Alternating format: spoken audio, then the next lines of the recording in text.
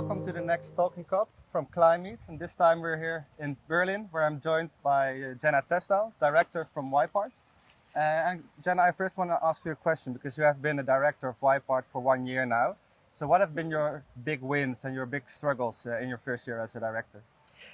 That's a good question. I think a big win would be that there's so much attention from the global community on youth and there's so much energy, but it's a double-edged sword because there's a lot of attention on youth, but where is the funding coming from to get youth to the COP27, to get youth even badges at the COP, or to host them at the beautiful resort in Egypt that it's being held at?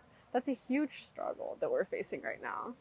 Yeah, so it's good that you're already mentioning COP, because indeed we're working together towards COP this year, where we want to host a pavilion around food and transforming food systems as well. And of course, youth plays an incremental role in making this happen. So what would be your key aspirations for the COP pavilion this year, what we'll be working on?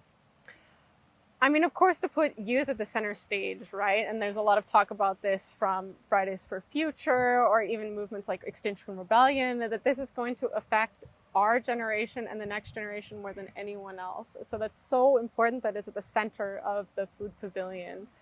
And my dream for the food pavilion would be that really underrepresented youth are able to get there. So it wants to be an African COP this year. Well, let's bring a lot of African youth and a lot of African young professionals to the COP and really help them voice their views there.